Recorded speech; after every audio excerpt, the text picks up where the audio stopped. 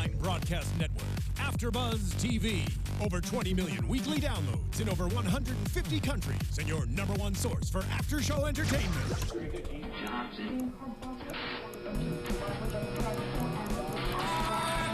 AFTERBUZZ TV, the destination for TV superfans.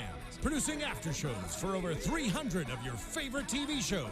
Interviewing celebrities and showrunners. And bringing you behind-the-scenes exclusives. All thanks to E! Entertainment's Maria Menounos, producer Kevin Undergaro, and internet leader Akamai. Now, let the buzz begin! No one understands how much I miss you, Ange. Yeah. Oh yeah, Big Ange, let's go.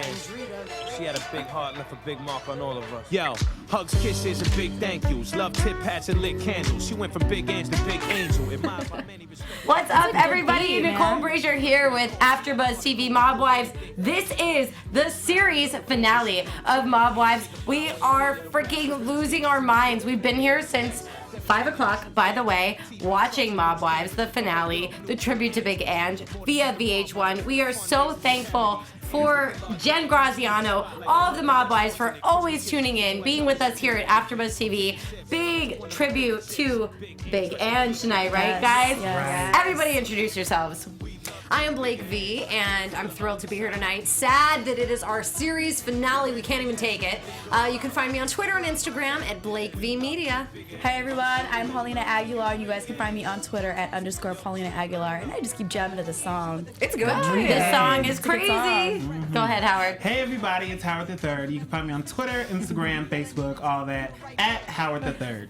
And this is a remix for Big Ange featuring Drita, and this is produced by Anthony Acid, and this is also, the rapper is Jojo, what's that last name, Pellegrino? So many, like, Italian names, very, you know, it makes sense because it's Big Ange. So we're crazy, guys. Like, I mean, we watched this whole season finale, series finale. We're like, we have so much.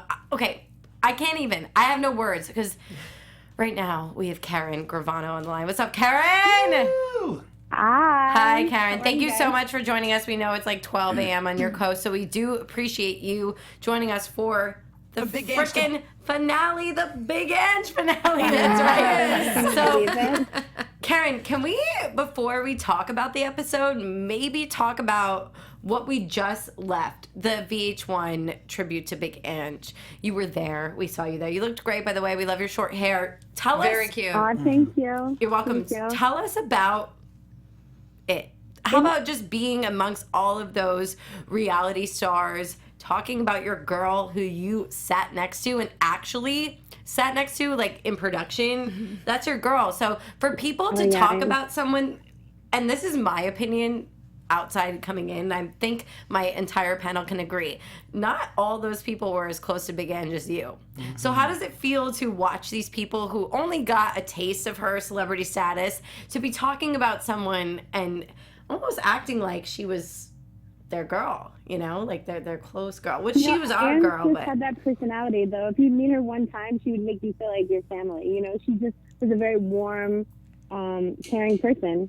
And I just think that people were instantly attracted to her. So even people that never met her before, you know, will come up and say, like, I felt like she was part of my family, you know, and just had a very warm, loving personality. And a lot of people felt that connection. So it was kind of good to see everybody come out. You know, that night particular for me was a little hard. I think it looked hard. Me, Renee, and Carla, we had press all day.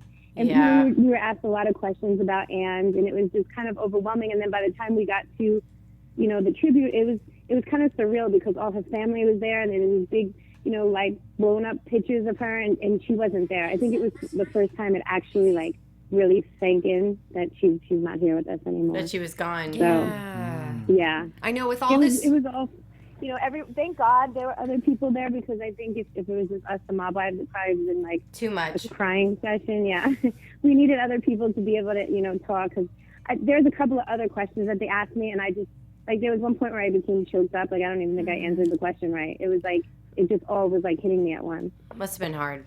Yeah. I mean, Yeah, it was and I can definitely completely agree with what you said initially, just Ange touching everyone. I mean, we never even met her on this panel here, but we just love her so much and feel almost connected to her and really all you guys on Mob Wives. So that's Aw. Thank you. absolutely, it's true. And so it's definitely emotional for us to take all of this in. Not only are we dealing with the end of a series and an end of an era here, Too much to deal with, Blake. Too Like, much. it's Very. ridiculous, Yeah. Karen. And for your fans, do you almost feel bad for us? Like, how do you feel? No, I'm serious though. Like, how do you feel about your I think fans? when I was watching the episode as we were live tweeting, as I was live tweeting, it was like, we're so blessed to have such like a loyal fan base and people that like every, night that we're on, they'll sit down, they'll tweet with us. And, it's like, I'm going to miss you guys. It's weird. It's like, it's an ending for us. Like Renee and I were in the house the other day and we're both like laying in bed and we're like, we're so blessed, and I guess everything has to come to an end. We never thought that we'd make it 6 seasons, and here we are. Mm-hmm. So, but on the flip side, it's like, it's not even the show, it's just like the connection with I don't even want to call you guys fans because it's like we're all kind of like in this together. I don't know. It's very like a big it's family, right, Karen? Yeah, like a big family. Mm-hmm. So is that how you felt Production. about everybody at the tribute to Big Ange? I mean, it was like VH1 reunion. So for us as viewers to watch it, we're like, okay, well, they just picked everyone from VH1 to comment on Ange. Now, you being so close and with production and all, you've been on the show since day one. Do you feel like this was appropriate? Would you have changed it up a little bit? How did you feel overall? Do you think Big Ange would be nodding her head like this was the most badass tribute yet? Yeah, no, she's up there. She was dancing, I know, and she was definitely doing chocolate martinis with us thinking. That was her drink, I think that, yeah, and Patron. I think that she was just, she'd feel so honored to have that. I wish that at the tribute, there was a lot more that was filmed, and obviously they probably couldn't put it all into like 1 hour. Yeah. But Ange's best friends that she's been friends with over 40 years, that was such, like her sisters, they're a part of her life, which actually was Renee and Jen's aunt, Celia, and there was a couple of other girls, little Jen and Linda, and like they talked. And I just wish that they would have got some airtime because, they were the people that spent That's the what most we time with said. them. That's what we said. We were like, can we highlight the family? Can we did hear say from the that. family? And when we heard from them, it was amazing. Like, it was silence. Yeah. Like, we were all quiet because it was like 3 minutes, but it was 3 powerful minutes, and I wanted more from that. Like, cool to have like some point of views from like New Jersey housewife Teresa or Snooki or this and that. It was cool to hear, especially seeing some flashbacks and how she touched their lives. But I feel the most important thing for the audience is to see her family and just like hear from them. I think that's the biggest like hit to home. Yeah. I mean, I think also in production's defense, I'm usually never defending production.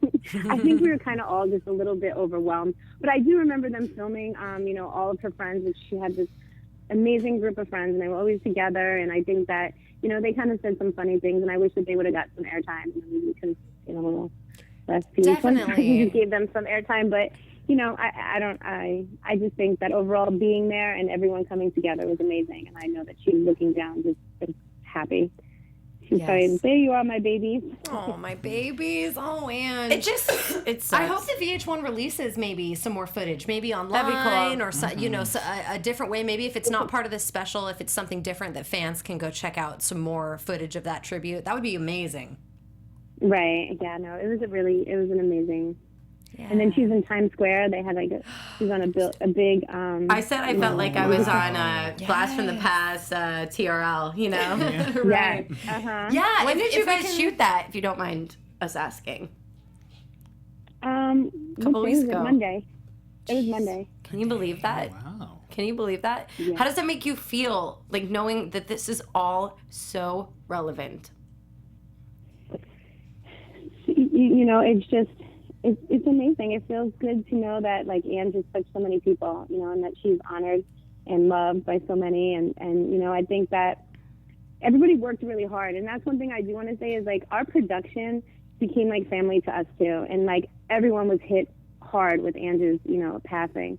Like the night that she had passed, we went up to the hospital, and I mean, our production had come in. Everybody was just kind of sitting there, and we were all just like reminiscing. And it had to be really hard for them as well too to go back and watch the footage, because after she had passed, they were still cutting a couple of episodes. And our showrunner Adam, I was just like, how, and he was so close to Anne. He's done the Miami Monkey with her and everything. And I actually had to go into the office, and I went back there, and he like, you want to see some footage of Anne? Like it was just hard for all of us. So the fact that everyone just came together to like really just give her a good tribute and let her know, or let the fans know how important she was to all of us, and like we are just one big family. All right. Definitely. And one thing I'd like to mention, too, is that Ange has been memorialized in great ways. I mean, you just mentioned that they had her picture up in Times Square, which was amazing. And then they had that beautiful mural done for her. Yeah, at the Country Mouse. Have you seen it? Have you been to it? Have you experienced the whole... I actually haven't been down there yet. The day it was unveiled, I actually had to go visit my father. How's he? So he's doing well. He's doing really well. We're just waiting for him to come home. So I was actually out of town on a prison visit, but I'm going to definitely go by there. My daughter went by there because they kind of did the whole St. Patrick's Day. Yeah. Dude, we've been stalking your daughter, P.S. Karen, what are you going to do? What are you going to do when she turns 18? Holy smoke, show. Oh, she is beautiful. It's so crazy because she's so mature, and she's just like a really cool person, like we'll hang out and talk, and then sometimes I have to remember like I'm mommy and have to put her in check. But she's like my friend. She's just an amazing soul. Like, I'm blessed to have her. She's beautiful. I like what you mentioned in the episode where you said that sometimes she thinks of you as like her homegirl, but you're like, no, I'm your mother. I'm not your homegirl. Oh yeah, we deal with that all the time. How did everything go with your? Since we're on the subject, how did everything go with your father's artwork? Did he sell some since the exhibit? Because I wish I had the funds to buy something from that. His work is because I would hang that and be like, yo, this is Sammy the Bull's artwork in my apartment right now. I mean, that's amazing. So did it succeed as well as you hoped it would be? We sold some of the artwork, and I'm working with like an art curator that has, she's bringing me out to a couple of different shows. So, and we're also trying to work with an organization. Like, to me, it's more than just artwork. Like, I have a vision, and my vision, like, eventually I want to work with a website that, create a website that can actually reach out to different kind of, I want to really shed light on, like, children and, like, art and importance of staying in school and focusing on something instead of, like, getting into crime, because crime doesn't pay. So, that's really where I'm trying to like connect it all into it. What a great way. And hopefully when he comes home, he can definitely help me do that. When is he expected to be home? We have about another year. It's not far. Are you guys gonna plan this whole big party? When he gets home, a cookout, homecoming, barbecue, everything. Italian festival. I honestly, I'm just so grateful that he is coming home, and it's soon. It's kind of like that's going to be mind blowing for you. Yeah, mind blowing. It's been since 2000 that he's gone. Wow. And I think the whole millennium, right? Imagine. Yes, it's insane. It's crazy. I can't wait for him to come home, but we have to just kind of get him reacclimated back into society, which is going to be interesting.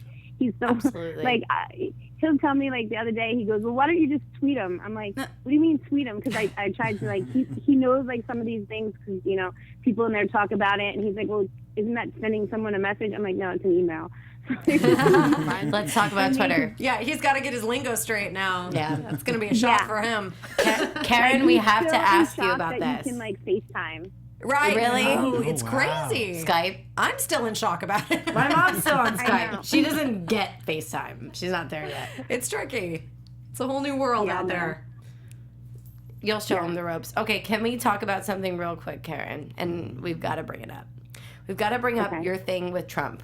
So, and you know what's so funny? My cousin informed me about this. Like, I didn't even take the liberty to research this myself, but let's ask you about it. You pretty much put out a political statement to Trump talking about your dad. Oh my God, yeah. Yeah. So What do you have to say about it? Yes, this morning I get a phone call, and my friend's like, "You just want to start with everyone, right? Now you want to start with Trump." I'm like, Now you gotta get into the politics.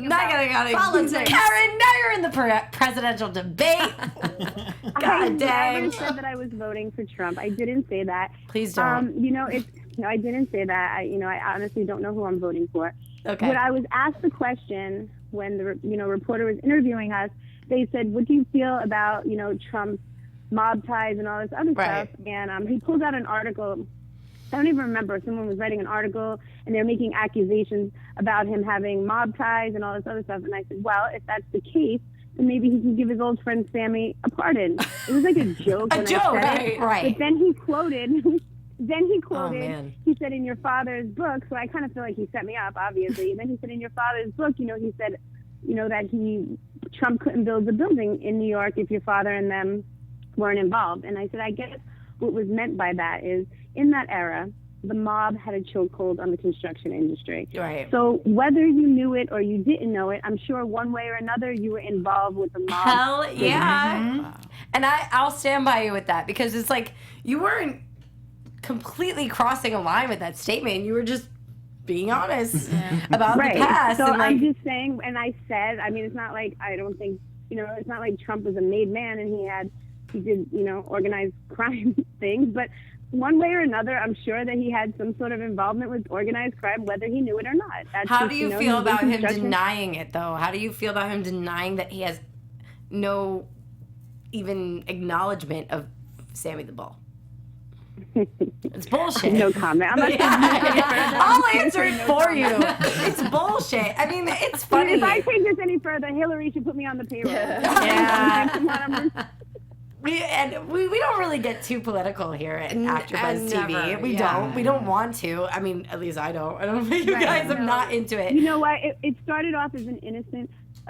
He said it to me. He was like, "How do you feel about Trump's mob ties and da-da-da," and all I said was it was kind of like a joke. Well, if that's the case, then he should give his old friend Sammy a pardon. Well, whether they know each other or not, I'm not going to comment on that. And then he asked me, about construction, and I said exactly what I said. Whether he knew it or not, I'm sure one way or another he was involved in some business that had to do with organized crime, because they basically controlled the whole construction industry in New York at that time. Literally at the bottom of this picture, and I hate to read it out loud to you, but it says, "Trump, who has long faced allegations of connections to mob bosses running the construction racket in the city, denied knowing you." So it's got to be a kind of a slap in the face, no? Well, come on, I'm not insulted. The guy's running for president. You know what I mean? He's a joke. I can't believe he's winning all these primaries and whatever they are. I'm just so annoyed. Pass it, That's a separate issue. It's totally separate. We're focusing on the season finale of Mob Wives tonight. Let's dive into the episode while we have you on the line, Karen. We'll hold you up for 5 more minutes. Okay, this episode was literally revolved around you. Something crazy. Go ahead, Howard. I just have to ask Karen, what was going through your mind when you were sitting there at that table? Like, as soon as you came in, Drita was already throwing you shade. So crazy. You sat down. You know what? I honestly, so first and foremost, she obviously knew because security was going to be there, and she was screaming, she's going to kill me, and making her whole green screen gangster theatrics and all that. So we were outside, and I could hear her yelling or whatever she's telling them, and she's not doing this, she's not filming, blah, blah, blah, the whole night. So she was already yelling before you got there. She didn't really want to hear what I had to say. She wasn't going to sit at the table with me. It was exactly what she was saying. She does the same thing at the reunion. This is what she does to deflect the truth and act crazy and not even let the conversation happen.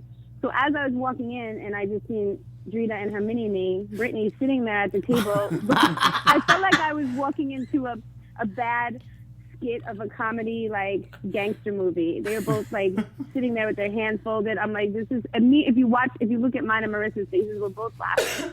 It's like, "What's up, Brad? What's up?" And I knew what she was doing, so I just sat at the table, and I'm like, enough with the theatrics, which they kind of like, they didn't edit it, but they kind of like cut out a little bit of the front because we were both just staring at each other. I guess it was slow. And then all of a sudden, it's like, she just starts, of course, as we're here, because she calls the sit down to talk about her so-called accusations of me telling Marissa something, she's not even speaking. Brittany, her mini-me, is chiming in, and that's obviously why she wanted Brittany there.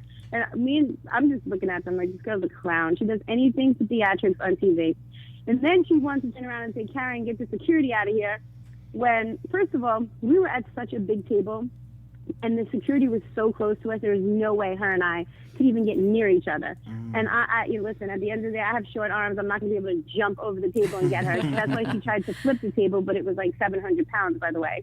It wasn't like the table that I flipped when me and Natalie had the altercation. She was like a feather. It just flew right over.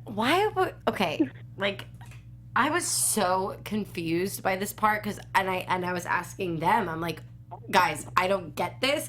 It jumped from like the episode to you guys all sitting down, and then like all hell broke loose. It was like, and I literally have here in my notes, why is Drita so mad? And then it's your name. Karen calls her disloyal. Karen says Lee would be in jail if she was a rat. Karen says Lee cheats. Like, Karen says no matter what, she'll be there for Renee and Carla, but she can't predict the future and wants it to be civil. So we were kind of going back and forth with the issue between the fact that Brittany was with you when you were kind of laying it all out and saying everything about Drita and Lee and everything. I think this was a couple episodes ago.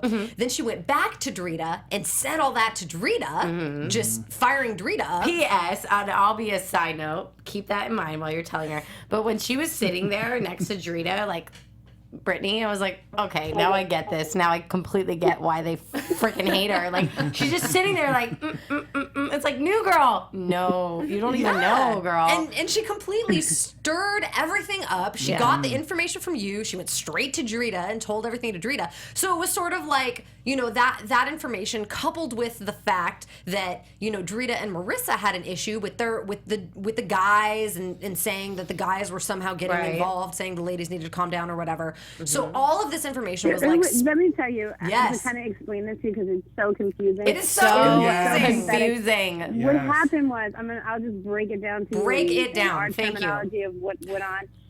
Marissa's a very pretty girl. Street is intimidated by pretty girls the same way she's intimidated by Natalie, and off camera the things that she said and went back and forth between me and Natalie and said things to Natalie about me and me, you know, things about Natalie to me. She was intimidated by Marissa from the get-go. They already had a situation prior to Mob Wives ever even filming or Marissa even being a thought. Marissa's boyfriend is Drita's best friend's brother. Drita grew up in their household. She didn't talk to them for 10 years because, you know, a situation where supposedly Drita banged her best friend's boyfriend and they didn't talk or whatever. That's an allegation. I don't know the truth. I wasn't there in bed with her. I don't know exactly what happened, but supposedly that was the case. And there was the issue. So I guess when Marissa came on to the show, I guess she felt like, you know, being that Drita made up with the family or whatever, that they should have just been cool. But, you know, Drita used Brittany to kind of like attack Marissa. Like, she kind of amped that whole thing up. And when I first brought Brittany in, you know, and she would come from Pennsylvania and stay at my house. And we went out a couple of times. It wasn't just like for filming. Drita would be texting her while she's sitting on my couch, like, oh my God, girl, my fans are going to love you. You're so beautiful. And I already seen it coming. Here's the flip. So she got into her in her mind, you know what I mean? And then I had a relationship. I have a relationship with Marissa's boyfriend's family for a very long time. You know, his cousin, who's very close with Marissa, I was in her wedding. So I'm around Marissa outside of the show. Wow, so when I came in, I'm like, listen, I have loyalty to both of you. I'm kind of in the middle. Like, I hang out with Marissa's boyfriend's cousin every day. I go to the house, Marissa's there. And Brittany's father and my father had history. So that's the only thing I was trying to say. And I guess Brittany felt that I should have took her side or abused Marissa. And I wasn't doing that. And I said it right from the get-go. Like, I'm not getting in the middle. But Drita would, you know, do her Drita theatrics and tell Marissa, oh, I would never disrespect you. I love Ozzy. He's like a brother to me. And then she's running back to, you know, to Brittany telling her to, you know, you got to do what you got to do, girl. So she played the middle. I think from the whole start of it, I was just like, I'm not getting involved. I'm not taking sides. Yeah. Which it seemed that way. I mean, it seemed like you were really trying to take a neutral stance. It seemed like you weren't trying to side with either one of them, and they were kind of like pitting the situation against one another. I mean, I feel like definitely you kept a neutral stance. I think bringing Karen into an excuse, like, Karen was an excuse for Brittany. Yeah. You know, I think, and then that's what pissed me off as a viewer, because you're watching and you're like, okay, well, Karen's the reason you're even in the freaking crew. Right. So, like, and then to have... Started, not to cut you off, but how the whole thing started was supposedly there's some sort of conversation between, you know, Judith's husband sends Marissa's boyfriend a message like, let the girls play nice because we all have history, like they should play nice. Which wasn't a bad thing, but I never said it. Marissa was annoyed because I guess Drita was going around telling everyone, but like almost making it like it was a bad situation, you know what I mean? So I don't even know what went on or what happened. Next thing I know, I have everyone telling me Drita's blaming me for saying it, and I never even said it. Marissa's the one that told me. Right. How would I know what Drita's boyfriend and her Judith's husband and Marissa's boyfriend are talking about? I feel like that was a kind of a theme. Have any kind of conversation with me, and you know, I don't really sit down with Posey and be like, hey, so you know, we just keep talking today. You know what I mean? It was just weird. Like, why would she even blame me? Right. But that's because she knows that she was going around telling everyone, and when Marissa confronted her, she didn't want to take responsibility, so she automatically tried to throw it on me. Okay, so we have a lot of fans typing in live from YouTube. So they do have some questions as they are listening to our interview with you. So they're kind of crazy. But they're good. They're good questions. And if you want to answer them, you answer them. If you don't, it's all cool. Yeah, I love crazy questions. Okay, so Kevin Ryan on YouTube says, can you ask Karen why she can adopt Big Angie's phrase of get over it, but when it comes to Natalie, but not to Drita? Because Natalie and I, when I walked in, Natalie looked at me and said, I'm sorry. I should have never attacked your father. And I had to sit back and realize if it was my father, I would have fought just for you. Right. And, you know, and listen, I said things about her, and people, and the same thing with Carla. Like, nobody's saying we didn't say messed up things about each other. We take responsibility, you know what I mean? Even with Carla, I said horrible things to Carla when I was mad at her because she was sticking up for Drita. And I always said Carla drove me crazy because she was so loyal to Drita, but I respected her loyalty. But when we sat down, she was like, listen, I'm sorry for saying this. I'm sorry for this. I'm sorry, you know, for what I said, and we moved past it. Right. And I don't know if me and Natalie are going to go out. I mean, there's no contact between us. We seen each other that night. We walked away. And I think because, you know, a friend passed, and we both just came to a place where, you know, we were sad, we were hurt, and it's just like, it's not that serious. And we heard about it. I mean, we got it from Jen last week. Jen let us know that you guys had a really nice time celebrating Big Ange, which we think is beautiful. But we want to know... Yeah, I think that bitch got me drunk. She gave me like 7 shots. I was hungover for 2 days after. Ange would have wanted it that way, though. Ange would have totally wanted it. I mean, Nat G is totally out of the picture right now, especially the fans. We're concerned about Brittany. We're concerned about Marissa. We're concerned about you. We kind of want to know, though, especially the fans on YouTube, about your daughter and Drita's daughter. Are they friends? They go to the same school. And they're not friends. I mean, they knew each other prior to this, but Karina's older than Aaliyah. But, you know, I think they're like, it was kind of like a situation where people are trying to amp them up too. So it's like, that sucks. For me as a mother, how do you feel about? Yeah, as a mother, how do you feel about that?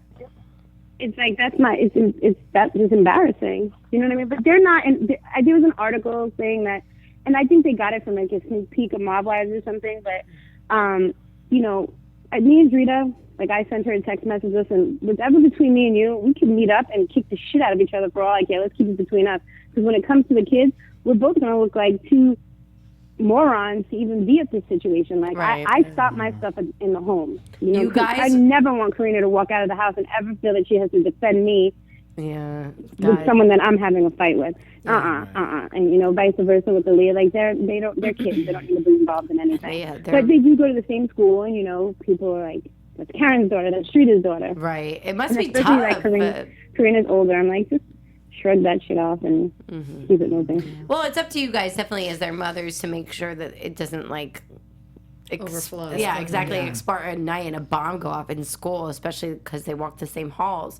But let's jump off the daughters for a second and get back to you guys. How about the VH1 special that we just watched, and you and Drita being in the same room? How did that work out, being in Times Square, attributing being Big Ange in the same studio? I seen her at the funeral. We didn't even, I mean, listen, for me, the way I view it, I don't know how she feels about it. I mean, there was obviously no words said. We didn't look at each other's direction.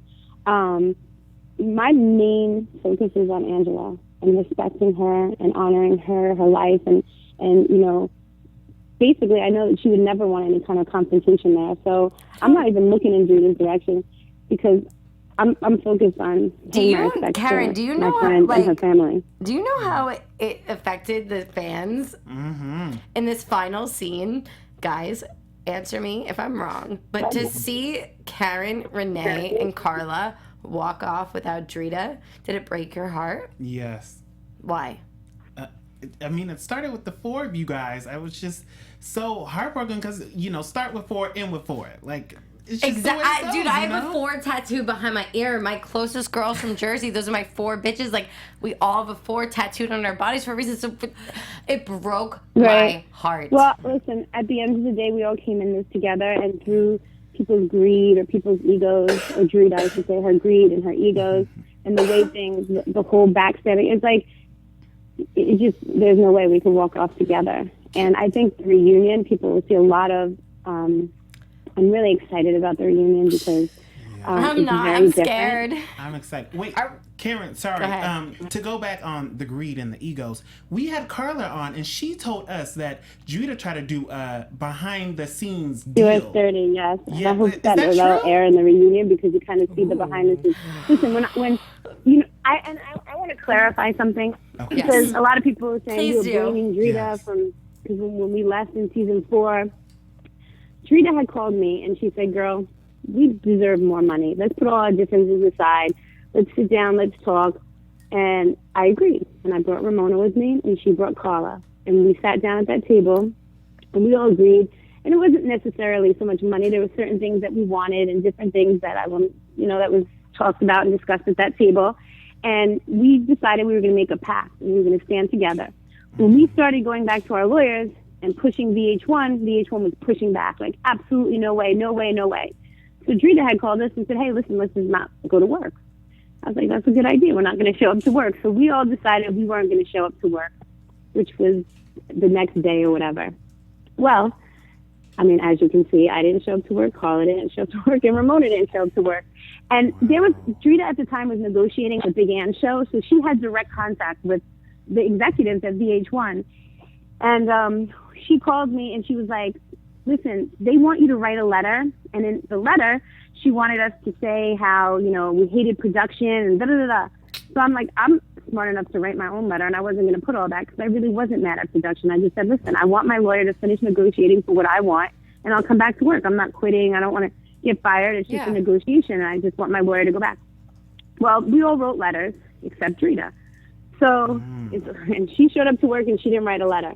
And then when all is said and done, you know, she's like, well, they wanted me back and they wanted to pay me more money and that, whatever. I had come back. I had seen an email from someone and no, that wasn't the case. Drita sold us out at the last minute and she went back to work. Okay, it wasn't her fault. She, you know, we didn't go back. Then VH1 asked me to come back. At the end of season, you know, in the middle of season, was it 5? I was asked to come back. And, you know, complication with Alicia and all this other stuff. So I just decided I was going to wait. You know, we decided with production that I would either come back at the end of 5 or the beginning, or I'm sorry, the end of 4 or the beginning of 5. And when I came back at 5, I had walked in, and Drita, who claims that she was crying and wanted us all back to work, I had walked in, she walked off, she quit, she was crying. She called VH1. I'll just make a long story short, and maybe this will play out on the reunion. She went straight to the VH1 executive, said she couldn't work with me because she feared my father. He's Sammy the Bull. He's a killer. And how could they have someone like me on the show? Wow. With that being said, I already know what's going on because I had to get called in a meeting. So the fans never see this. Right. So I had to get called into a meeting with VH1. This is a girl who called me in to negotiate with her. She sold us out at the last minute. And then when I came back to work, she's telling people that my father put a hit out on her and her husband. Not just any people, executives and all this other stuff. Now, I take that as severe. Like, to me, that's a very serious accusation. Yeah. Because my father was in the mob. And to put those lies out and create those lies about him who has nothing to do with Mob Wives is disgusting. So when I got called into that meeting, Uh-huh. she backtracked. You know, she says, well, I got a prank call from someone from Arizona, and I assumed it was you.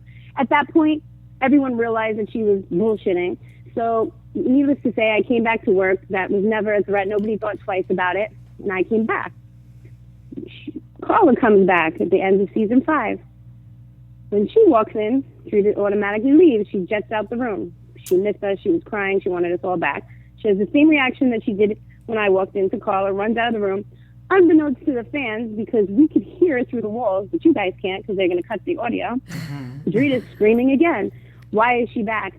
I quit. You made this awkward. I'm not working with her. You guys are setting me up. Why would you be setting her up? Why was she so irritated with me and Carla coming back? Why? I can tell you why. Because she always feared that we were going to tell everyone, you sold us out.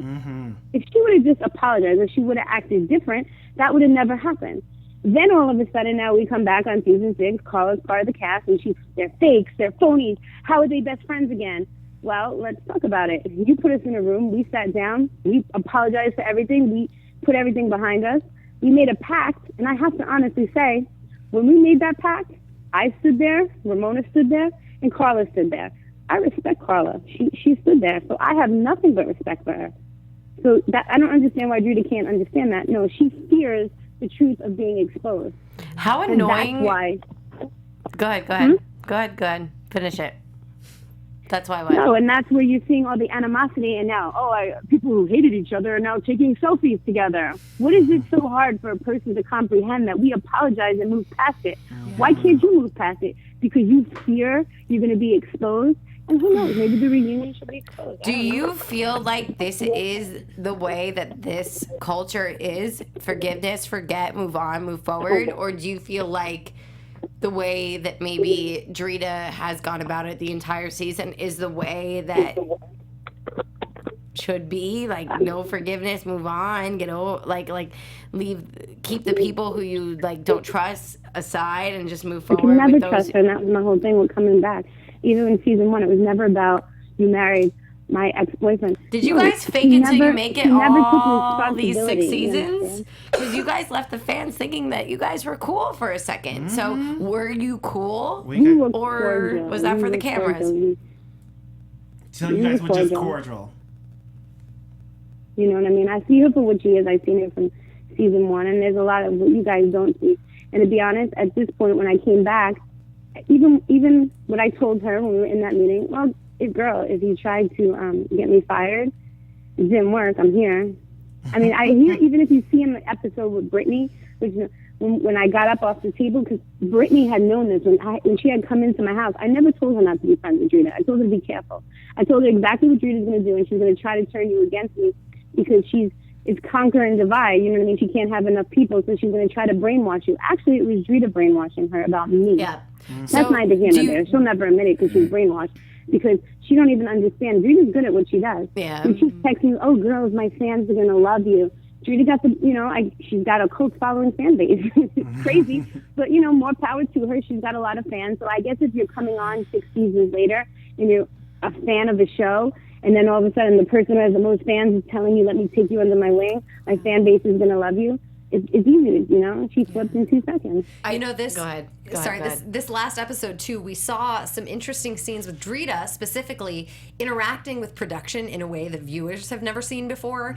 There was a moment where she fired off at Marissa and then immediately threw to production and was like, set up a meeting with them tomorrow. Holy shit, yeah. Yeah, and we all commented, we were like, oh wow, we've never seen the ladies interact with the production crew like that. Especially on the season. Exactly. So Karen, what was your involvement and also kind of the other ladies? Were you guys, kind of hands-on and direct with the production in those moments like that? Or was that kind of a spontaneous moment I for think Drita? when you see me say, film that motherfucker. Am I first on the show? Yeah.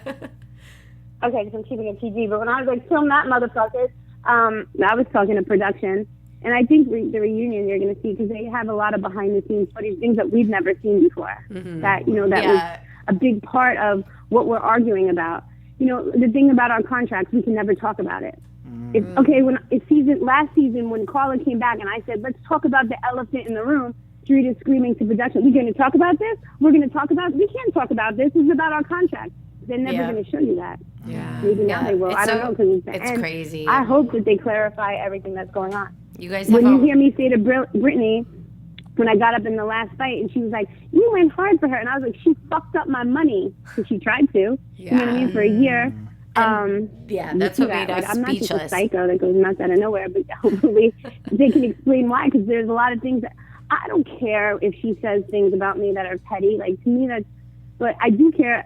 I can't get over the fact that she went to VH1 and she told them that she's scared of my father. When we all came together, I was still Sammy the Bull's daughter when we shot the sizzle reel, right? I was Sammy the Bull's daughter when we went on pitch meetings, right? When you're on a show called Mob Wives, that your husband really isn't even involved in the mob. Yeah, isn't that the point of the show? Sold off of my name. Isn't that the point of the show? To have involvement with the mob somehow? That's why you're all mob Exactly. wives. So then tell me why 5 seasons you're telling production that you can't be on a show with me because my father's saying it's like that's my point. Yeah. If you're so fake that you want to keep me off the show that I started with you, and then you want to do it behind cameras but get on TV and act like you're so gangster that you're going to shut me down when I live a couple of blocks away from you. You want to say that. And if you watch, even when she interacted with production, she said, "You better tell your security," right? She obviously knows security is going to be there because they were there from season 1. Yeah, there's a hashtag going around, sit down Karen. How do you feel about that? How about what? The hashtag sit down Karen from the preview. Oh, a tease for the next episode. Tease, there's a hashtag going on. When Drita busted in and said, "Sit down, Karen." Sit down, Karen. So, I mean, here's the thing, and you know it, Karen. You could totally admit it because you've been around since the day one. That Drita has her fan base for sure. Like, she has her ride or die fans. I'm literally looking at a Mob Wives Twitter feed that votes you or her, Team Drita, Team Karen, and it's completely 50-50. It's completely 50. So, like, because I think people are starting to really see the truth. Yeah. I mean, how many times do the girls say she's killing me, she's breaking bones, she's like? I thought maybe she would have gave that storyline up in like season 3. It's like old already. She's beating everybody. You know up. What makes it hard for us too here at AfterBuzz TV? We've never. I'm sorry, Drita, but we've never interviewed her, and it sucks because we want to hear her. We want to hear her side of the story. Obviously, the fans do. It's hard to coincide with somebody and listen to their point of view when they're not willing to share it. And I feel like she's been kind of hidden from the limelight. Obviously not with Mob Wives episodes, but just with press. So it's hard to... it detracts from her credibility. It's hard to be on her side in a sense, and not even on a side, just to even hear her out when there's nothing being said, and unless you watch the shows, and that's tough with everything that's gone on. So that's why even watching her on the VH1 special tonight with Big Ange, she literally had like her one segment and she said her piece, and she was kind of even quiet on that. Like, it's weird. She's been so weird the last 2 seasons. Because she can't say... because she's going to be exposed. I don't know. But what about the book, though? What about the book? When's the book? She's one of those people that I don't listen. In season 1, and I remember Jennifer telling me, like, you need to calm down. I went psychotic in season 1 because I'm on a show called Mob Wives, and this girl who I know personally that I brought in, everyone's like, Drita's so tough. She's like, I beat people up, ambulances come, and all this other stuff. And I don't, listen, I always said the girl can fight. She definitely could throw a mean hook. If she connects, she might knock someone out. That's just what happens in fights. Again, that can happen anyway. It seems like she can get an outsider, excuse me for interrupting you, on her side. Like, even, and this is so, like, outsider watching in, but, like, even with her standing next to, like, Snooki tonight, and, like, Snooki being all, like, Team Drita, like, just without even knowing the facts, I feel like it's easy for her to get a fan to be like, on her side. Snooki was mad at me because of a tweet that I told Snooki. So of course Snooki tweeted one time, and she was like, "Are all the girls picking on you, Drita?" with a mad face. And I basically told Snooki, I understand why you would. Twitter is so celebrity based. I can't keep up with you bitches. God damn it. We gotta like narrow it down to like feed into my phone so I can get these Twitter updates, because we as hosts and like people that are reporting on you guys, it's hard. You guys like you take to Twitter like a peanut butter and jelly on a sandwich. I don't know how to compare it. It's just insane. It's insane. But go ahead. Sorry for interrupting you. Anyways, Snooki was mad at me for a tweet that I tweeted her. So whatever, it's all in the past. We were mad at Snooki's she gets people injections. She's, she beats people up, I guess, but people find that interesting or something, or she claims to beat people up. You know and what? then she's good at what she does. She's manipulating. Yeah. You know what, Karen? I just want to switch just a little bit. I want to know about you and Storm, because I'm sorry, I'm just not a big fan of this relationship. So do the fans, I Howard. have to know, what's going on. Is it still back and forth? Is it completely done, which I'm hoping for? I'm sorry. Storm is he so has my back when it comes to like my father, my situations, and he's a very he's controversial. Like, me and him will go back and forth, but he doesn't want to expose our relationship on TV a lot. So it also comes across like it's hard for even me and him to be in the room and talk about our relationship. Okay. He's like, I don't want to talk about it. I don't care. So it's just like he has a very hard time expressing his emotions. He's not a bad guy, but we do have communication issues. Like, there are certain things that, as a woman that I want, and he has to be a little bit more,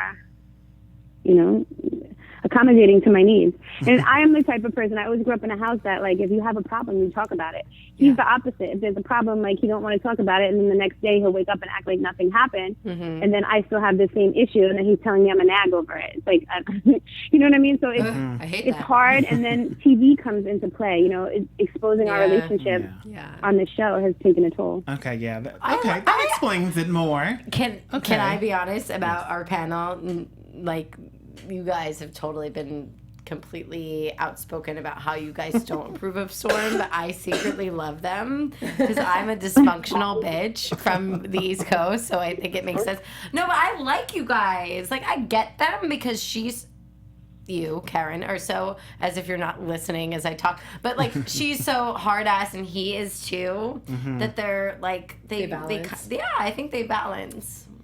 I've never, like, Howard totally hates on it, but I like your relationship. He's so mad at me still Howard just has your well-being in mind, Karen. He's just trying to look out for you. I'm trying to look out for you. You deserve. I mean, he's actually calling me right now. I should click him in and be like, "Hey, babe, we're on the air." What's up, Storm? I'm sorry. I'm just trying to look out for you, Karen. I mean, you brought it this season with your dresses. You were looking literally fantastic. Good. It was like every scene you had, the dress just you've been looking great. Great. You know, I don't know if someone styles you or anything, but you definitely know how to dress for your sick body, which, by the way, ignore the tabloids. Fuck them, because we at AfterBuzz here. Oops, I cursed. Listen, I'm very confident as being a woman. Like, I definitely struggle with my weight. I've always gone up and down. But listen, I'm 43 years old. Call me fat, call me whatever. I was fly in my heydays. I'm confident in who I am now. But yeah, they always... people, and I'm not ashamed of it. You know what I mean? I have a thyroid condition. I just struggle with my weight, and I think I have to be a lot more focused. And sometimes it's being on TV, and I mean, like the stress of work and going back and forth. It's like I'm not that into it. And then other times I am working out, and I have to really get into the. People will see me and be like, "Oh my God, I can't believe you look so much bigger on TV." And I don't know what it is too. It's about me. Me and Renee just had this conversation. She just texted me earlier and goes, "Me and you are on a diet." But listen. I have the same struggles as everyday women do. I struggle with my weight, and I do have to become more disciplined. It's something that and Storm will always even be like, "You're too focused on the show and the drama." And I'm one of those people. Like when I am consumed by stuff like that, then it's like I'm not really taking care of myself. Honestly, I think I'm not eating right. Not disciplined. I feel like her weight is like the last thing on people's minds. To be honest, Karen, you look great. I think it's totally Thank you. Like all of you guys do. Everyone. Like even Renee dancing. We're obsessed with this like new thing that she's doing. I mean, all of you guys are great. I think that's like neither here or there. Yeah, I think we're far more concerned with your activities than what you're even looking like. But everyone's looking fabulous, so it's great. Absolutely. Thank you. I appreciate that. Okay. Before we let you go, I think we should touch on Marissa because we haven't. Okay. So there's a fan on YouTube who says Marissa stayed quiet on the phone in this scene in this episode, and the only thing she really said was like, "Oh, you seem kind of pissed, Rita," right? And they put that in the promo for the commercial and everything. But so Ada on YouTube wants to know, is it true that Marissa stayed quiet on the phone when talking to Drita, but it was edited after to make her look tough? Which I could believe that. No. Listen, Marissa is we call her Prissy Marissa, but then she's not so prissy anymore. I think Carla said. Her. She goes from like 0 to 100. That girl is not scared. And one thing I will say is she stayed consistent the whole time. Like she was a good casting in a sense she wasn't like a Nat G or Brittany, which I hate to admit, and she's probably gonna kill me if we interview her again. But Brittany is a flip flop. I'm gonna say that here. She is. But with Marissa, it was cool to see her just be her. Like not be scared of whatever any of you OGs like had to say. I feel like she like you said, she held her own. I don't know. Like as far as sometimes when we talk on the phones, a lot of times like. We'll have a conversation and then we'll hold the phone up like when we're done, just so they can get some wides of like if let's say I turn my head when I say something, you know what I mean? Yeah. She's definitely not scared of Drita at all. Trust me. She said what she said. She's very calm. Like she always says that she confronted Drita at the bar. You know what I mean about what she said, and this is how this whole situation started because she heard that Drita was making remarks, and she confronted her about it. Mm-hmm. She did. She definitely did. That's true. No, like Marissa is just, some people don't like her because they're like, oh, she's too stuck up or she's prissy or she's very confident. She's a very pretty girl. She's confident and she's one way. Like it's like a lot of people. It's almost like Ramona too. Like Ramona's one way, and a lot of people didn't know how to take her. Like they'll think she's stuck up or whatever. It's either you like her or you love her. But one thing I'll have to say about them is they're not. Like Marissa will back up what she says, and that's what I respect about her. Will we see Ramona at the reunion at all? Are you guys still in touch? I know she was your play cousin. That'd be crazy. And stuff. Will they do like a surprise? What's going on with that? You and Ramona. I wish they would have. Yeah. But I think that there was so much, and they had to condense everything into 1 hour. They really wanted to keep it and bring it back. So, we talk about so much on the reunion. Like, we talk about how the show started from pitch meetings. This reunion is going to be insane. It's really interesting. Like, I've heard things from, even when we were at Andrew's tribute, it was, that was a VH1 event, and they were like, oh my God, wait until you guys see the reunion. It's like the best reunion. It's, they were really, Adam, and who's our showrunner and his production team, like have really, even watching the last episode, I really like how they brought back the big bang. I had chills throughout my body when they were filming it, and you kind of like look into Andrew's house. Like it was just very sad, but it just kind of brought the whole show together as well. I think they did an amazing job. Yes. Oh man, with all that information, I really can't wait for the reunions now. This reunion is going to be epic. Number one. Number two, we did talk to Jen, right? Last week. So are you going to be involved with any of these like spin-offs or scripted series that we've heard about, or have your own spin-off? Can you give us anything? I am actually working with a couple of people. My father's coming home, and people have been asking if maybe I'd want to work with on doing something about him. Jen and I are talking, so cool. About a couple of things, and I know that like even though it's the last stand of Mob Wives, people are still interested in us. I don't know if they'll recreate it as something different, and it'll still be the Mob Wives, but I feel like there's so much arguing and fighting, but there's so much more to us. Maybe they'll have a different spin on it. I don't know. Everything's still so up in the air, and this the ratings for this season have been great, and it's just like I think we're going out on such a high note with so much interest into the show that people are definitely still interested. So we'll see. There's a bunch of things on the table. That's exciting. I know. Like I said before, it's really hard for us that this is all coming to an end. So we all really hope that something else comes through, that something else materializes. Yes, I hope so. I think that it won't be the end of some of us. Great. Do you guys have any other questions for Karen before we let her go? Well, we could talk to her all night long, I'm sure. saying. But I'm actually in the midst of packing. Like, I'm going to Florida with Carla and Jen. Are you guys just, So I didn't, mind you, I didn't even pack anything. Carla will be at my house at 4:30. She's already sending me texts. Oh, Sure, you're on perfect. time. you're not even going to sleep tonight. Miami? Oh, man. Nice. Ooh. Yeah. Miami, good. When are you coming to LA? I know. I'll actually be in LA in a couple weeks. Perfect. You need to come hang out with us. Too bad. when you come. Seriously. I think everything will be like done by the time you come. That's like, okay. We'll with make the- time for you, Karen. When's the reunion?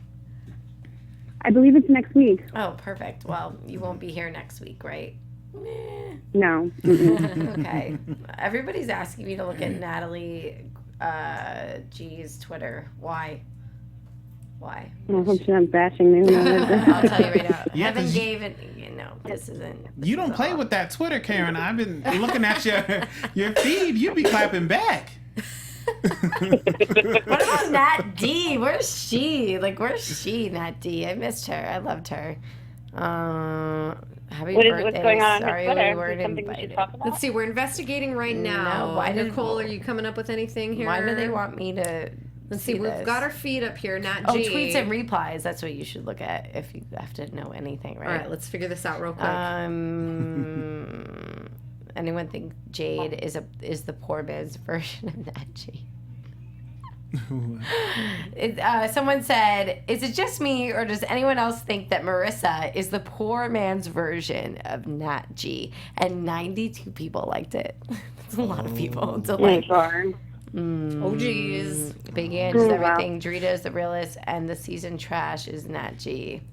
I don't know why anyone wanted me to look at Nat G. Yeah, I don't know. Seems Bye, Nat fairly G. uneventful. I've been over Nat G since the first episode of this season. This sucks that we have to say bye to you, and we have to say bye to Mob Wives.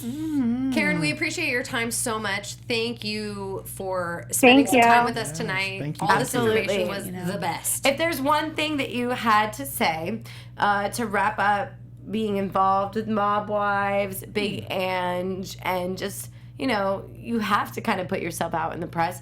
So what would your, final statement be to AfterBuzz and just overall about your last season? I just all the way around feel blessed. This has been an amazing experience.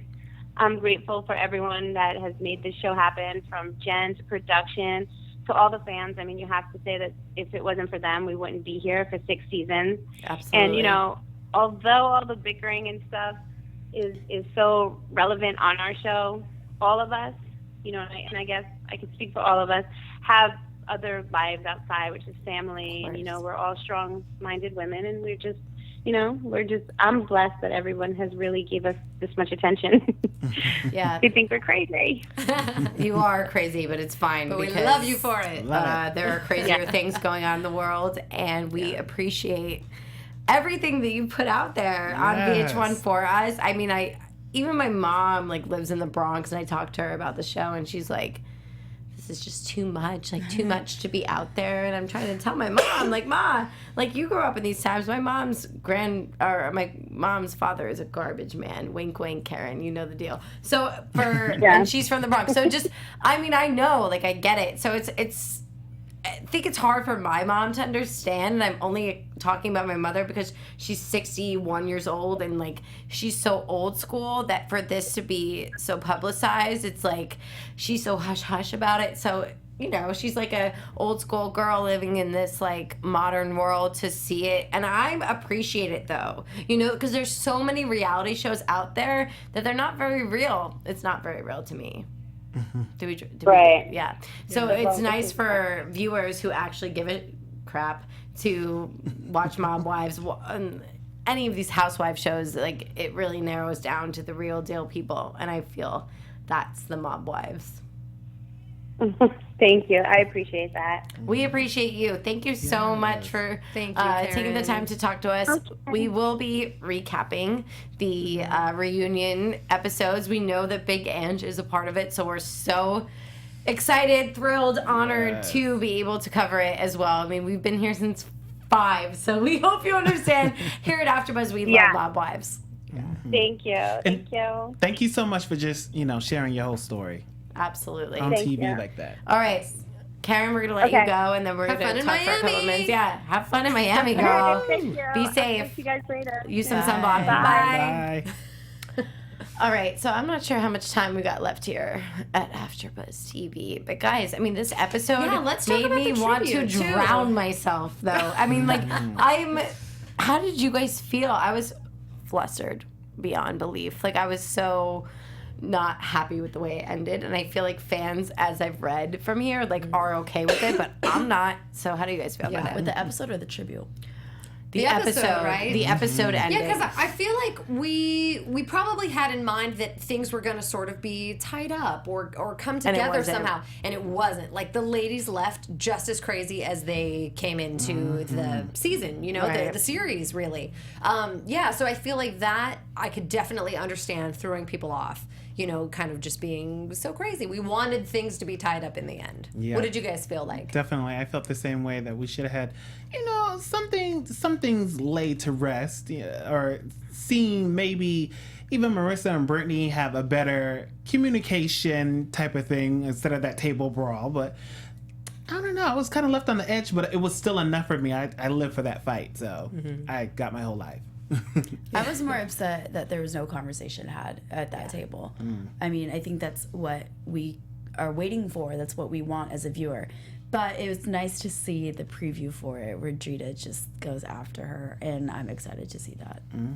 That's probably that's the cliffhanger right there. Yes, exactly. I know Mob Wives loves to do that to us. Yeah, absolutely. I'm just annoyed that everybody gets so hot-headed that nothing ever gets resolved and nothing ever gets said. Like, nothing was said. Yeah. Do we think that at the reunion for the final this episode reunion this is going season, to be epic. It will be epic, but do we think anything's going to get solved? Do we think maybe at that point they'll tie some things up? Yes. The reason I say yes is because Ange was sick during the reunion taping, as Jen told us, the producer of Mob Wives last week. And so imagine this. Imagine your girl, right? Because she's everybody's girl. She's our girl. We haven't even freaking met her. That's right. Imagine your girl, like, having to leave mid through your reunion taping of the last season of your freaking show that's been on for years, right? And she has to leave because of cancer-related issues. Yeah. You're not going to resolve your shit. You better resolve something. I know. Because that... and I don't know if the producers of the reunion are going to allow the audience to understand that Ange couldn't be there for the second half because she's sick. Right. To use that as a way for us to understand why she's not there. But I would hope that we get something from the wives, some kind of Yes. get it together. Like, your girl just left because she's fucking going through chemo. Like, something for humanity, and like all of us just understand that this is bullshit. Like, you don't have to be going back and forth. And that's why I'm so sad by the ending of this epic series to leave with 3 girls walking this way and one just shaking her head the other way. Yeah, no, I completely agree with you about the reunion too. I feel like there's no other way. Like, everybody has to be affected by Ange, and I feel like her situation is really going to put kind of a cover on the whole scenario. Like, reunions in the past have been crazy and fighting and everything, but this one really has to bring something different, I feel like. I mean, we all, as viewers, are seeing a completely different scenario. The women are going through a completely different situation with Ange and everything. It's got to bring a little something different, Yeah. I mean, I hope it does bring something different, but we know these ladies. These ladies love to yell. They love do. to scream. And we love it. We love it. We do. So I don't know if there's going to be too much of a difference in there. I think probably for a good maybe 2 minutes they might say, okay, let's hash something out, and then next thing you know, no, you this, you that. It's going to be a lot of yelling. It doesn't please me as a viewer to see them, especially because of everything, to just if it was like a whole different scenario, yes, walk off, be mad, punch each other, like whatever, but like it doesn't fit for this ending. This ending needs to end in a way for even just women to understand that we can come to cahoots, right? Come to some can sort. overcome. We can. Well, we can still hate each other, but at the end of the day, your girl your girl just passed. Like, it's so heavy.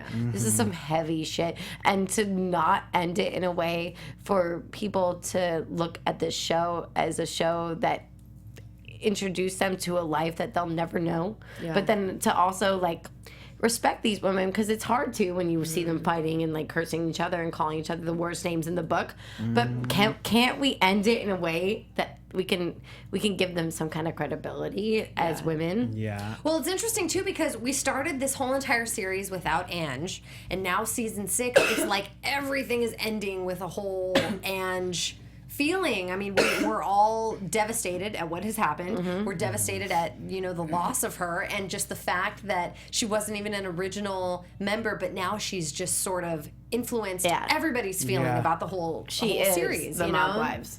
Completely. Right. I mean, it'll be one for the books, definitely. I think it's going to be one of the best reunions out of the whole 6, years, all these seasons. Yeah. This is going to be the best one. We saw it with the cliffhanger. Like Drita already says, Karen, get up. That's how you know this is about to be Get up, Karen.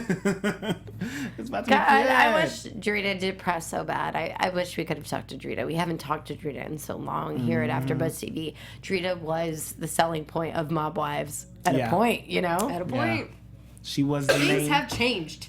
It's Season crazy 6. how much things have changed. I know. So after talking to Karen tonight, how do you guys feel about the ladies and their companionship? Like, are you on a certain side, or do you just feel like this is the way that it needs to be for them? I don't really, to be honest, I don't really care if they all get along at the end. Right. If they all reconcile. I don't care. I think it's more that I want them to understand each other better and to say it's okay to agree to disagree. It's okay that we don't see eye to eye. Let's just leave it at that and respect each other's opinions, and that's it. I mean, these ladies have been friends for so long, and then it makes me think about my friends that I've known for 10 plus years. Yeah. And I never want to be caught in a situation with them like that. Like, I don't ever want something like that to just deteriorate. And I think we can see that Drita and Karen, they've always had their differences, even before the show started. So I feel like as long as they can understand each other, that's all that I want. Because I don't really care if they say, okay, cool, we're friends, like, now we're BFFs. No, I don't need that. Just understand each other and respect each other, and that's it. You better say that, Paulina. Yeah, I mean, this, with Karen on the phone, it was something just... I don't know, kind of felt like magical, It was something like, oh my gosh, like Karen's on the phone, But it puts a better perspective for me that these ladies have actually kind of grown. I know it doesn't kind of seem like that, but from season 1 to season, 6, there's just so much growth to me. They've really matured. You think so? At least a little bit. Yeah, I do. I feel Especially Renee. Yeah, Which we especially love Renee. I love Renee. I love Renee. Sorry. Yeah. Renee's Fan transformation favorite. has been, like, amazing. Yeah. I'm loving what Amazing. she's doing this Even when she season. sat on this couch, she admitted to us that she wasn't great, but I feel like in this entire season, if I had to pick one of them, she's the one that Most changed. Yeah, she put it out there for us to. Yeah, absolutely. And it so sucks to see like our fan favorites like Drita and Karen like not getting it together, and then we bring Carla back, and it's like what? Like this reunion is going to be epic. Yes. So I think it's finally time to get into our AfterBuzz TV prediction.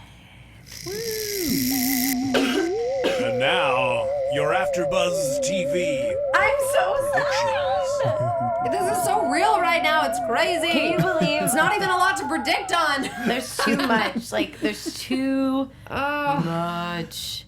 Okay, wait. Before we go into it, right? Because we had to do this, guys. Okay, so in this episode, the thing that we love the most is that all the wives admitted to their crime. So we have, and we didn't mention it with Karen on the phone, which is okay. It's fine. That's fine. Because this is our thing now. Yeah. Okay, so we have Karen. She admitted to being loyal to the wrong people. I can agree with that. I can agree with that from watching her from the last couple of seasons. Would you guys No, say? hers was giving wrong people respect. Giving the wrong people respect. Word for Was word Karen. is Yes. giving. Okay. Yes. Giving the wrong people respect. Do you agree or disagree? I agree. I totally agree with that. Who would be the person of that. Like, as an example. Yep. Really, Drita. I was thinking like Lee, not Liam. Oh, Lee's actually a great one. And Lee. or Storm. But okay, so why Drita? Thinking Drita because, you know, they just went so back and forth. We've seen from going back in the past with season 1, they tried to work it out, then they didn't work it out. Season 2, here we go, you know, fight on the balcony. So she tried, Karen tried to give Drita loyalty and, you know, just say, listen, from one heavyweight to another heavyweight, let's do this. Let's kind of team up. But didn't work. Drita wasn't having it. So do you feel like it was more Karen trying to get that, like, rest assured okayness with Drita? Or Definitely. do you, okay, I think so you didn't think Karen it was the trying opposite that. way around, like Drita trying harder. Okay. Interesting. Interesting. And then Carla says, correct me if I'm wrong, Blake. Oh, I will. She was loyal to a fault. That is correct. But regarding what would you say? Loyal to a fault. Probably because, I mean, she really seems to take her relationship seriously. I mean, even like with Drita, for example. She was like good friends with Drita until Drita decided, like, oh no, I've got this thing going on the side. I'm gonna Drita, you better get out there and get that press on. Yeah, they're all against you. Yeah, well, yeah, because, you know, Carla was still with her, and it really seemed like Drita just kind of pulled back and spun everything. And then Carla was, like, left saying, what the hell's going on? I don't even know. I thought things were fine with Drita. What's happening? So we were wondering this whole time, what is going on with Drita? So, I mean, her loyalty was kind of like with Drita, and then Drita gave her reason to not be loyal anymore because it was just sort of crazy. So I do feel like Carla takes her friendships very serious and really is loyal to a lot of people who she believes are true to her until it's shown otherwise. Ernie and ELHP on YouTube. Yes, we were all shocked that Lee almost got exposed, but we didn't see his face. Yes. Oh my God. We were over there just having a heart attack. Show Lee! Under Mama, show us the face. Damn it. Didn't do it. We were just like, Imagine if we asked Karen just now about Lee. We didn't. We're nice. We're nice. We're nice. We should have. Okay. Okay, Drita. Yes. Says, actually, no, let's jump to Renee before Drita. Renee's comment is falling in love with a lifestyle made for men. Now that is something that I could have almost made up for her. Yes. Like that's so true. yeah. That fits her perfectly. Yeah, I mean, she's more than anybody always talking about, like, the old school way of things and how she grew up and how men took care of everything and, you know, just this, she often refers to, like, her childhood or how she grew up and just, you know, how everything was just sort of magical and, like, provided for her. Yeah. And, you know, she really talks about the mob being a man's game, and women were sort of on the side of things. I mean, men did their business, men got themselves arrested. No, they and did I can see through her a little bit. Yeah. Like I can feel her energy that she was like in it to win it back in the day. You know what I mean? She Like was a ride or die. Exactly. Like you almost like wanted to be a fly in the wall when she was out she there, seems like that. hanging out with those people. Totally. Because even so, like in this day and age, she still like exemplifies like the mob was my thing, and it still is today. But she's cleaned it up a bit, thank God. And I'm so proud of her with her son, with his girl. I mean, like with the dance. I mean, I could go on about her. I think I'm a fan favorite when it comes to Renee, but I genuinely, especially after this season, love her. She executed above and beyond, despite her addictions, despite everything. So I love her. Yeah. All right, and then and she sort of ended up on a positive note too. I mean, Yes. we've seen a lot of Yeah. these other women sort of be negative and fighting and whatever. Exactly. But for once, Renee is not the one fighting. Yeah. And she's taking up dancing and she's like doing all these positive things. So that's really cool to see Renee in that Amazing. sort of light. Yeah. amazing. And then Drita said, I don't know what Drita's was, because all I have is that Ange will always be there for her. Drita's was staying in love with a former professional bank robber. Oh, yeah. well, that was straight to the point. And very true. That is very true. I was sad though that Ange didn't say hers. I know. I mean, the whole thing is just hard to watch. we know what's happened. It's devastating, but then we still have these residual episodes to watch, and it's almost like it's going to be very you know? difficult for us to watch the reunion. It is, because we're Definitely. going to watch half of a reunion with her there. We're going to watch her getting tired through it, watch why she wasn't at the second. It sucks. Like, it's, this sounds really weird to say, but I feel very blessed to be able to be on the journey with her. Like, it was just so brave of her to include everybody. I mean, I can't say that. I certainly can't say, no. Would you? I certainly can't say I would do the same. Include people on your cancer run? I definitely wouldn't. I would only include, close friends and family. So I give her props to let all of America really, and, just the world enjoy that journey and let them know, like, I'm going through this with you guys. She always wanted people on her journey, though. That's the thing, especially after watching this bullshit VH1 tribute. I'm sorry I called it BS, because it made us wonder, right? We were all kind of like, this almost seems like an O.J. Simpson kind of thing, like tribute, like almost flabbergasting it too much, which is like totally, it has nothing to do with that at all. Right, But, and do you know what I mean? It was almost like to see we more of her family or people close to Ange. Every time the spotlight was put on the family, we loved it. But when we were watching certain Housewives or Love and Hip Hop and those people, we were like kind of confused. We were like, we need to be on this tribute. Yeah. The AFTERBUZZ Mob Wives panel. People that can give you the real deal. Yeah, I mean, they can get Karen on the line and Carla on the line. Yeah, and I mean, they were definitely trying to include the VH1 family. Obviously, we had things from Basketball Wives and Jersey Shore and all kinds of stuff. So they were trying to include the VH1 family, and we get it. Some from of the a Jersey station Shore standpoint. people were from Staten Island, which is fine. They were, but yeah, a little more of the family and like more of the Mob Wives and just the friends and I don't know, people close to Ange. It would have been really nice to see more, a little more heartfelt. I think exactly. So since we are now on, the tribute for Big Ange, how did you guys feel about? Well, I was gonna bring up Snooki, but Nicole over here already had. I was like so annoyed with the lighting, like the makeup. Everyone looked bad. I'm being so mean right now. Like Snooki and some of the other guests, where we were kind of just like Andy Cohen. The whole time we were all like, our heads were like this because. We get it. It's VH1. That was her thing. She had a reality show on VH1. She did meet a lot They're of part of the reality VH1 stars. family. She did for sure. touch a lot of reality stars. We'll totally agree to that, right? Yes. She did.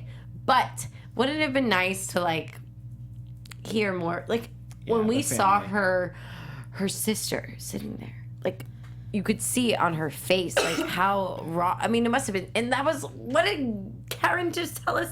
They shot that on Monday. What? Like this, I know. this is It's so all been such a rapid real. It's fire so, of events. Exactly. It must be so hard to kind of put on a persona where it's like, yes, my sister was the best, and like here's all these celebrities sitting in the same room as me. It must be really a culture shock, and like. It's just, it must be so difficult to have to like wrap your head around that, being that you're the fame, the fortune, the reality of it, and then having to put on this like, well, it's all good, praise her. Like, no, you're mourning. Definitely. You're mourning a loss, and it must be difficult. Yes. Well, and if we can come away with anything from this whole tribute, and at the end they sort of had a moment to this as well, is that Ange really made sure to let everyone know that smoking was the cause of her cancer and her problems. So big time, no smoking. Nope. No smoking. The message is just so clear. Yeah, especially, I mean, if you have smoking problems, deal with it. Get a patch or sign up for a crew, whatever you have to do. Or something. Get the. I mean, what sucks the most is these vapes that everyone smokes, especially in LA. Like we know, we see it all the time. I feel like it's so different in New York.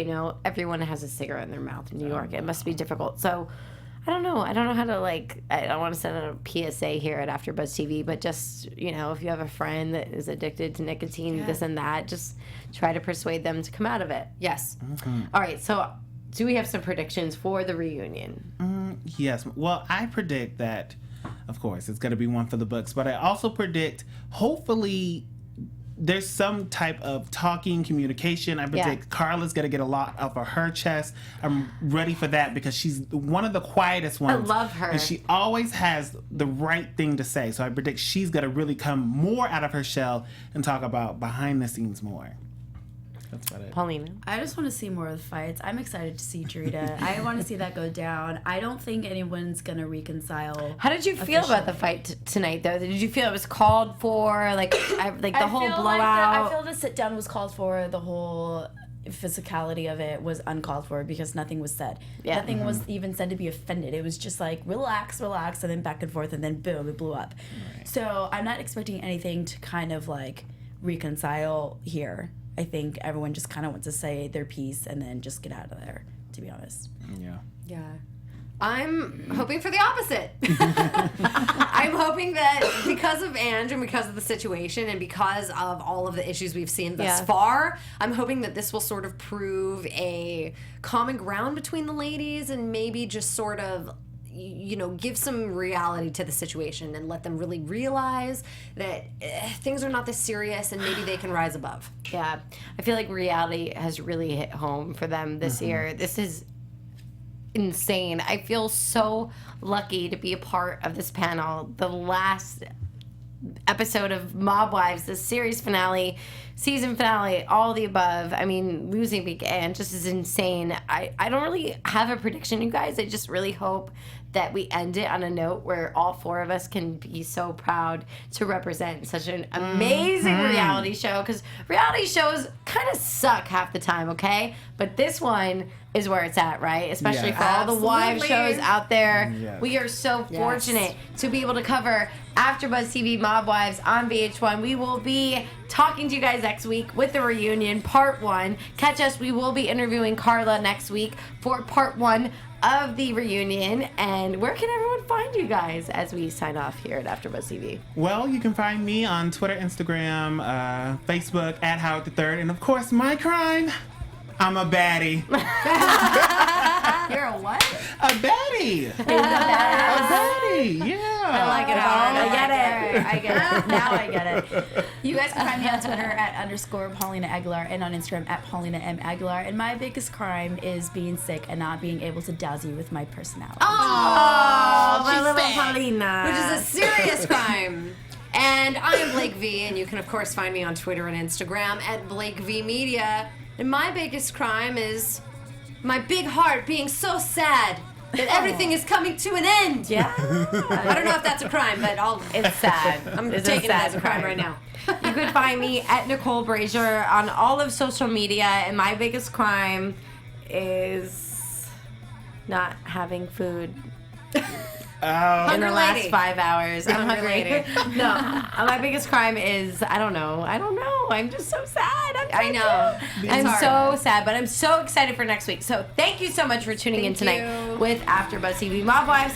Bye. Bye. From executive producers Maria Menounos, Kevin Undergaro, Phil Svitek, and the entire AfterBuzz TV staff, we would like to thank you for listening to the AfterBuzz TV network. To watch or listen to other after shows and post comments or questions, be sure to visit AfterBuzzTV.com. I'm Sir Richard Wentworth, and this has been a presentation of AfterBuzz TV. Congrats, Maria! The views expressed herein are those of the hosts only and do not necessarily reflect the views of AfterBuzz TV or its owners or principals.